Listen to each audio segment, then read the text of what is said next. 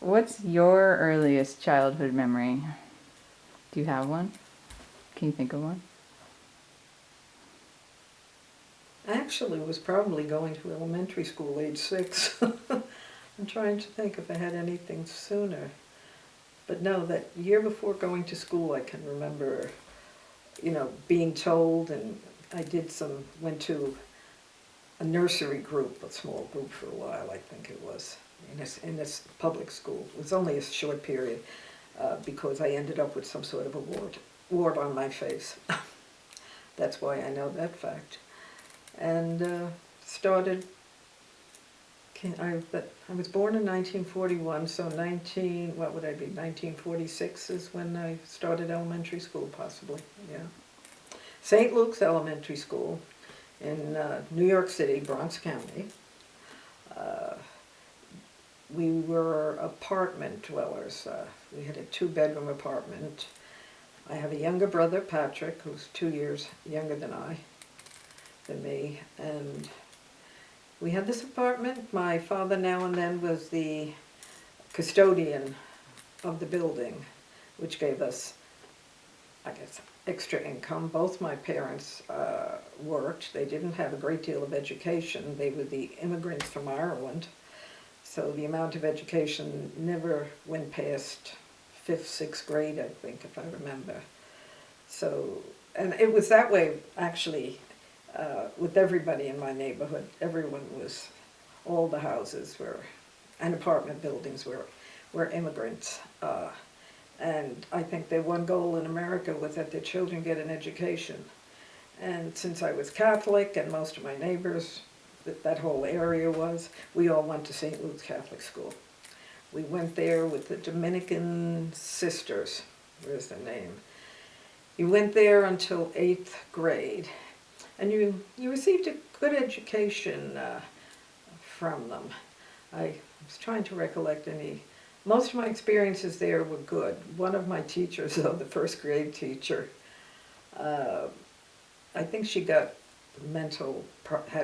ended up with mental problems. So I remember having an eraser thrown at me. She never, after 1st grade, she never came back to school again. The lady was sick. Okay. But it was a wonderful experience outside of that. After elementary school, I went to a Catholic high school, Mother Butler Memorial, in the Bronx, New York. Now, in my time, you took a train to school. So we took the Lexington Avenue subway. And that was a 4-year program. It was good. The whole experience was good. I had good friends there too. So I liked going there.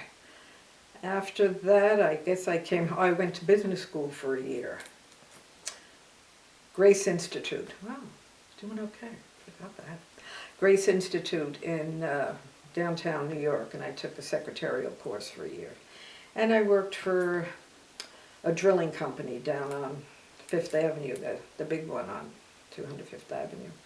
I worked there for 3 or 4 years in their export department. And that was a nice experience too. During those years you got, if you had friends, you went to the beach, you took weeks vacations. We used to go to Rockaway Beach. And then we had this family, the Murphys, that we kind of hung together. I still keep close touch with that family. Actually my father was married previous to my mother, so his wife was, the ones I know today were their grandparents. She was their grandmother, the woman he married. But then she only lived a few years. So that was when, after that experience, I guess my father married my mother. I lost my tracking now. No, the Murphys, they weren't older than the woman I think the woman if you're saying the woman he married, I think might have been a little older than him. Yeah. And, but it only lasted a short time. She got hit by a car. And to my surprise, it killed her, right out, I gather. So he stayed single, I think. I'm trying to remember if it was like 3 or 4 years from family history. And he met my mother, and my brother and I came from that union. Again, in the same place in the Bronx, same Brook Avenue. That was what it was called, Brook Avenue. There was no brook there, though. It was just tenement housing. But it was great. You know, we would do the chalk hopscotch on the street, you know. I loved that time. We had a good time. And I've had friends that I kept in contact with for a lot of years, and we're doing what all old people die. We're starting to die off. But that was fun, and I had that experience working for the exporter. And it was during that time that I met your father, Angelo. And that was at a party or a dance in New York City. Oh, he had an Irish friend, and the Irish friend took him to the Irish hall where the Irish people were. And I guess I was there that night. And he kept calling. And my mother, you know, she was trying to get rid of me, I guess. You know, they all wanted to marry the kids off. So she pursued the whole thing. So I gave in finally and went with them. And we were married in that same church that I was baptized in. It was that kind of the neighbor. No, it wasn't that. No, I wasn't. I was married.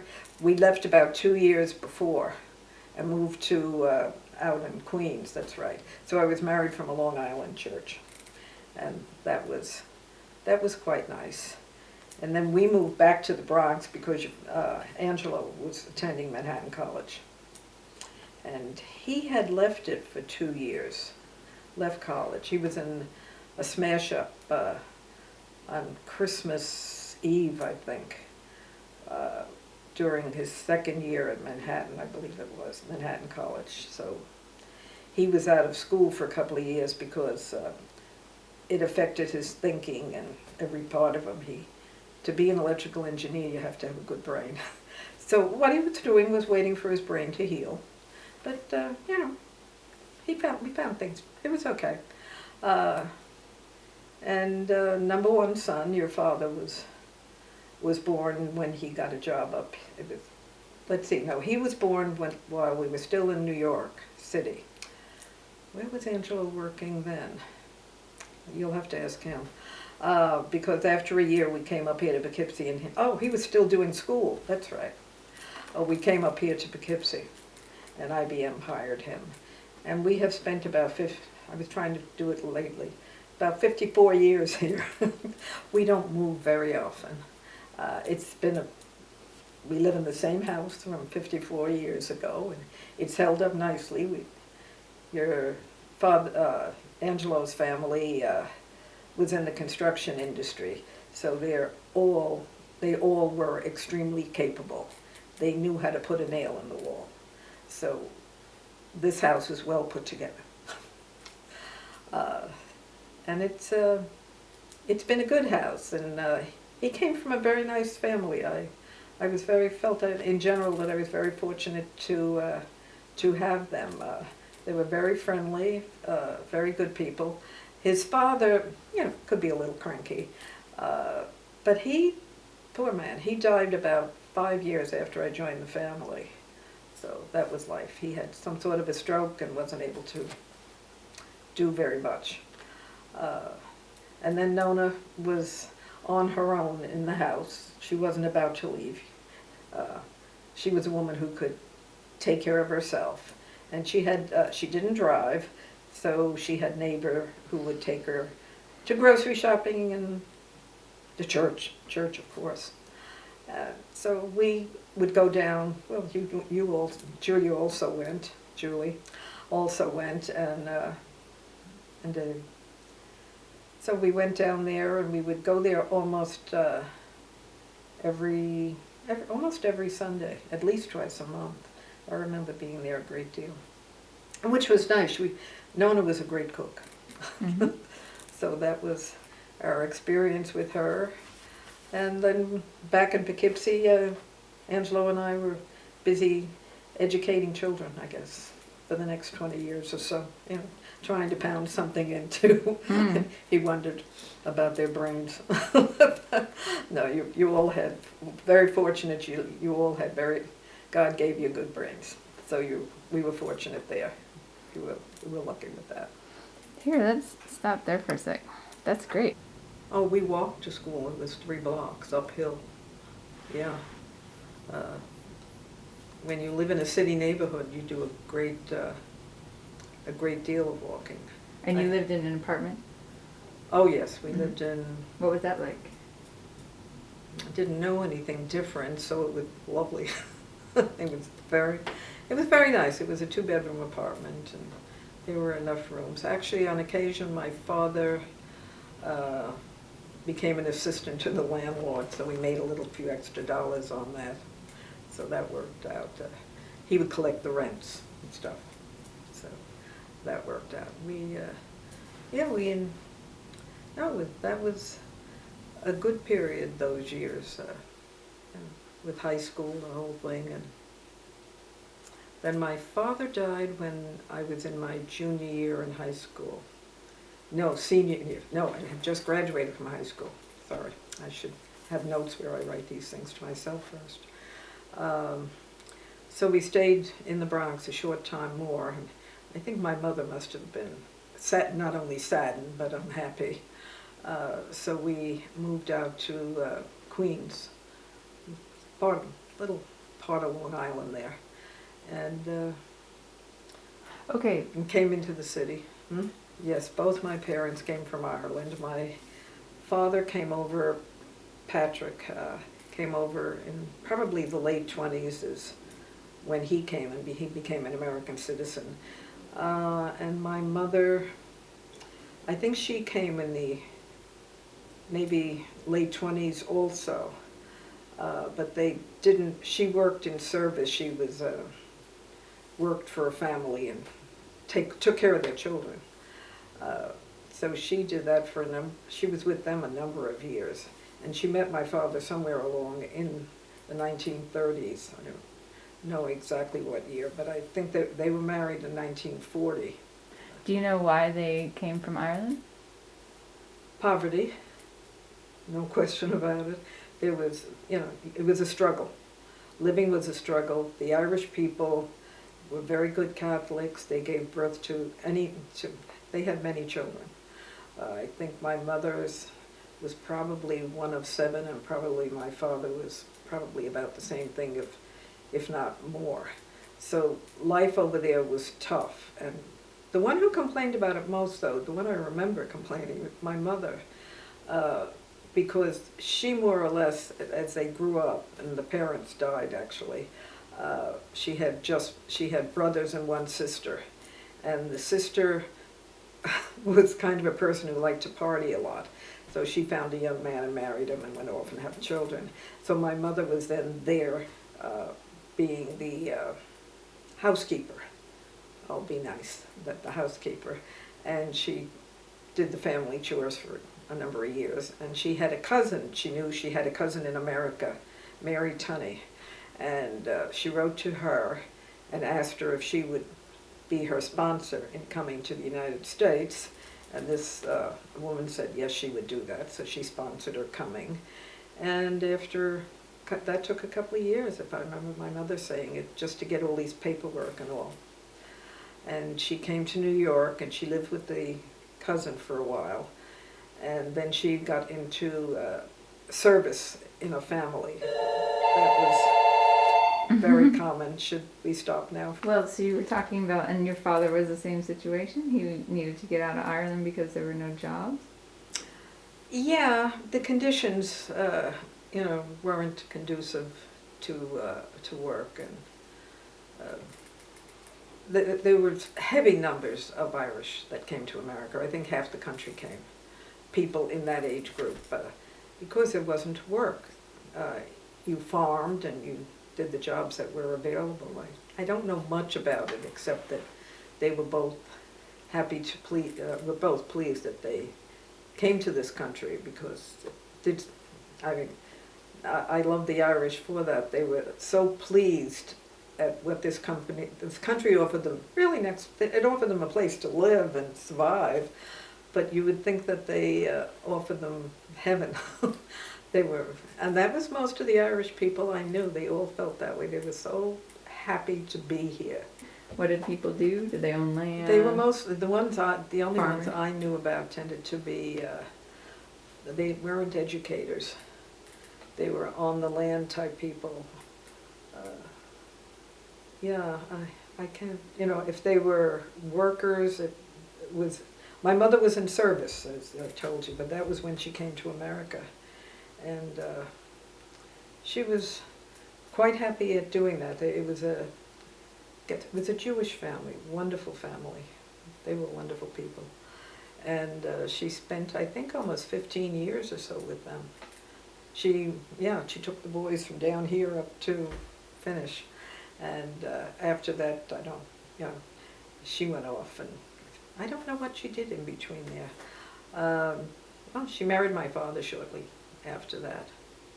And we were, as I said earlier, in the Bronx, and my brother is 2 years younger.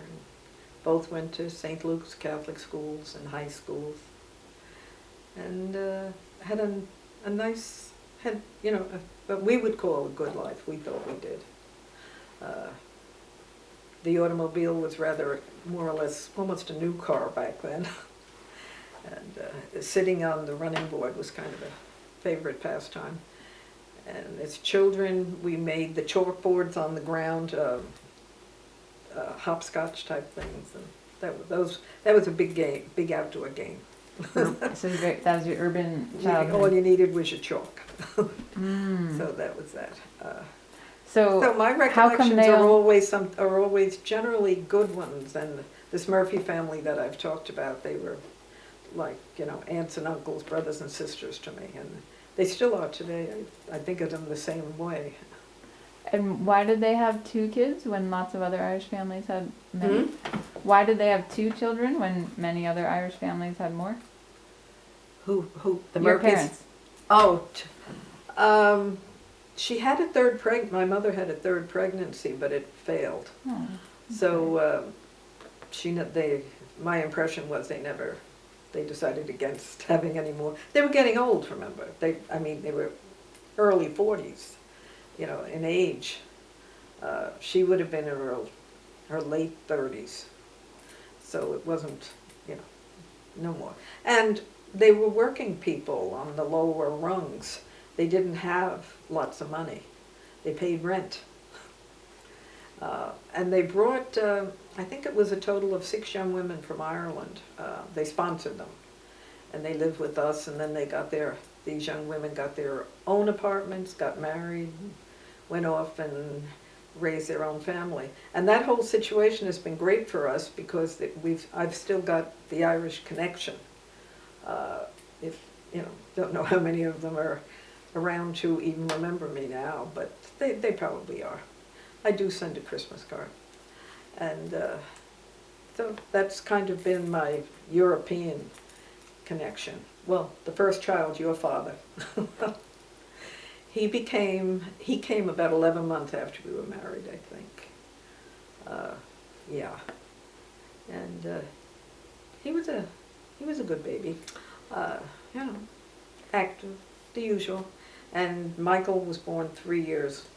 James was born in 1964. Michael was born in April 1967. So they're about 3 years apart. And then Julie and David were born 1977, which is 10 years later. They were an extra special gift. And it worked out. It was very nice having them because they enjoyed taking care of you and your brother. They thought this whole thing was quite neat. And they enjoyed it. I don't know what Julie remembers of them, and those experiences, but in general, they were very fond of you, the 2 of you. You were special. And, they would watch for you with school and everything. You didn't get too far from knowing about them. and what you were doing and what you weren't doing. And I guess to this day, I would think James especially would want to know what you're doing, and yeah, because they like to take pride in what you do. They would probably tell themselves, see, she couldn't have done it without us. Or something similar. No, not truthfully. Truthfully, they're just pleased that you grew up to be very good adults. And what did you think of having kids? Did you have fun? Oh yeah, I enjoyed the whole thing. It was good, especially when we came up here, because it wasn't that New York City environment, and we weren't in New York City that long. I think IBM. We lived on the Riverdale part of the Bronx for, I think, maybe 2 years, and then he graduated, and we came up here to Poughkeepsie, and we rented in the village of Wappingers. We had an apartment. James was born just before we came up here. And so we had an apartment there, and your father is a person who has to live in a house. You don't live in an apartment with him. You get a house. But yeah, you have to have a little money for a house. So we went house hunting for a number of months, and we found the house we're currently in, which I keep saying is about 53, 54 years ago. And the house has been good to us, and we found the schools. We were quite fortunate. Well, I have to admit, we rented for a year with James in Wappingers, and in that year I was looking for schools for you. You were little, but I knew someday you were going to go to school. So we looked for a school district that had a good reputation, and we chose wisely. You were in a good school district, and good people, good teachers. The faculty was fine. The whole atmosphere. We were very fortunate. And Angelo had a job with IBM that went on for 30-some years. So that also was very effective for us. When you were little, you all were able to go. IBM used to have Christmas parties for the children, and you all would go to Christmas parties. That was the big deal, was going to Christmas parties for the children. And each of you went on to your own careers, and I guess we always were careful in attempting to watch what you were doing. James went out to Pittsburgh now. Somebody had recommended that. I can't think of the man's name. Someone recommended Pittsburgh. There was no intention of any of you going any further than New York, than Poughkeepsie, because we had schools here. But James ended up out at the University of Pittsburgh. It was what he wanted. And it was like an 8-hour drive. That was the complaint, the 8-hour drive. But he liked it there, and fortunately he made a very good choice. He gave us Laurie. It's an excellent choice. It's good. He needed Laurie, yes. So they have given us 4 grandchildren. So he was number 1 son. And as I said, Michael was born in 1967, and he was also Arlington school system, went on to Syracuse University, and I think he has degrees in finance, is what his is in. And he lives here in Millbrook, New York. He did not marry, but seems to be quite happy with life. Then you and David came, and you were the toys they played with in the family, which was very nice. I think that was I always felt that was an asset, because you had a certain maturity about you, both of you. And I think that the family was helpful in that. And you all seem to enjoy school. Julie was an excellent student. No, she actually liked school very much. Kept going on, and so that's worked out very nice. So we're pleased at what we look back on as far as our children growing, and we just figured we did okay.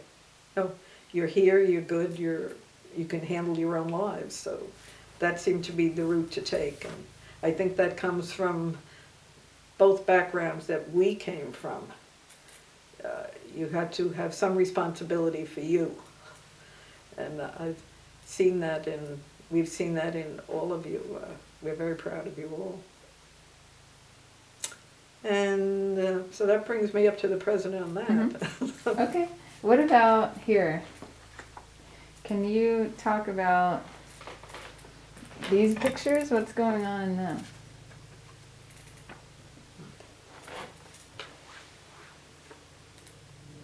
Oh my gosh, do you recognize anybody in the, okay.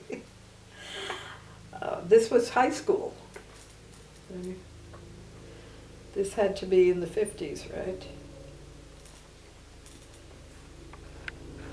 Yes, I worked at the Statue of Liberty when I was 14 years old. Can you hold them up like this? Do you want to see them this way? Can you just for a sec, yeah. Okay. Okay, go ahead, say what you were going to say. Oh, these two pictures are from, I think it's my first year, possibly also my second year in high school. And I worked at the Statue of Liberty. We took the IRT subway from the Bronx all the way down through Manhattan, down to the ferry area in New York City. Took the ferry across to this Statue of Liberty, and I worked in the concession shop selling souvenirs, which was fun. And they were all, the people working with me in the concession shop were always very nice. We could have fun and work at the same time. And so that was what this whole period is about. And that's where I met what I call probably the dearest friend in my life. Wouldn't be without her today. Catherine Grant Whitford. That's been wonderful. And fortunately you will see her on Thursday. Yes. So she has very much been a part of my life. She's godparents to my children, she and her husband. So that has gone very, very well. That was a good connection to make. Why were you such good friends? Did you I don't know. laugh Just a lot, liked each or? other. Yeah. Mm-hmm. I don't know. Mm-hmm. I never thought much about that. For some reason, it just kept going. It just never stopped. You know, she had her schooling, and I went to high school here, and she was out on Staten Island, and it just kept moving. She went to the University of Pittsburgh after she finished high school. Her aunt and uncle lived there. And I went on to secretarial school in New York City. And it was a year's course in typing and steno, those type materials. It was with an export firm, Failing Supplies or something like that. And they were in that wonderful building across from St. Patrick's Cathedral in New York City on 50th Street. Loved that. It was just, and I was up on the 34th floor, so that was a fun experience. Fun, but it was work. And I worked in their exporting